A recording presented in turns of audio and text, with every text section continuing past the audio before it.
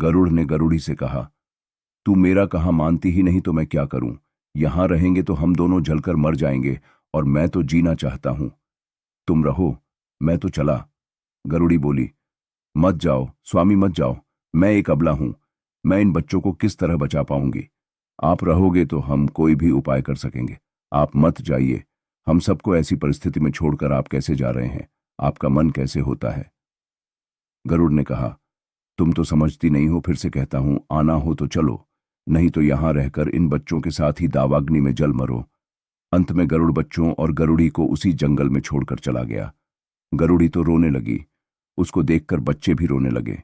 गरुड़ी ने निश्चय किया कि भले ही मैं बच्चों के साथ जलकर मर जाऊंगी, परंतु बच्चों को छोड़ूंगी नहीं। दावाग्नि तो नजदीक आने लगी, अब क्या करना है?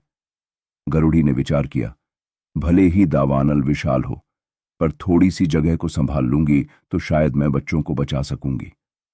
गरुड़ी ने दूर ही पर एक चंदन का जंगल देखा।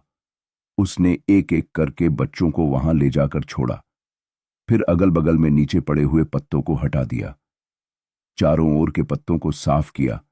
फिर जंगल के ही नजदीक में एक नदी थी। उस नदी में पानी का एक निर्झर था। वह झरने पर जाकर अपनी पांखें भिगोकर आती और बच्चों को रखी थी वहां उसके पास के दूर्वा की अग्नि पर पांखें झटकारती। वह पानी छींटकर अग्नि को बुझाती, अग्नि पर पानी डालकर वह फिर पांखें भिगोने नदी पर जाती। इतने देर में तो अग्नि फिर सुलग उठती। ऐसी भयानक परिस्थिति खड़ी हो गई थी। गरुड़ी तो रात दिन पानी में पांखें भिगोकर छांटने लगी। अब तो वह थक कर लथपथ हो गई। एक दो दिन के बाद दावानल शांत पड़ने लगा, फिर भी गरुड़ी तो पानी छींटती ही रही।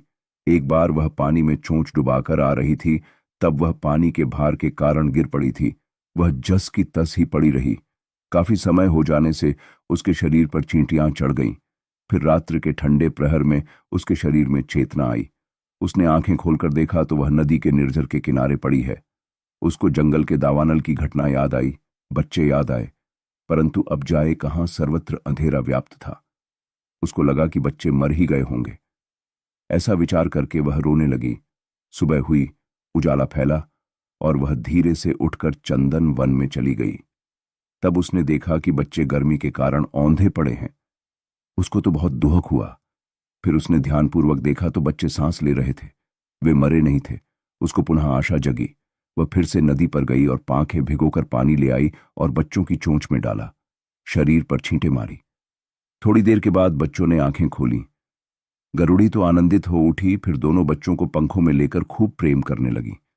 जंगल में खाने के लिए कुछ भी नहीं बचा था, फिर भी वे वहीं रहने लगे।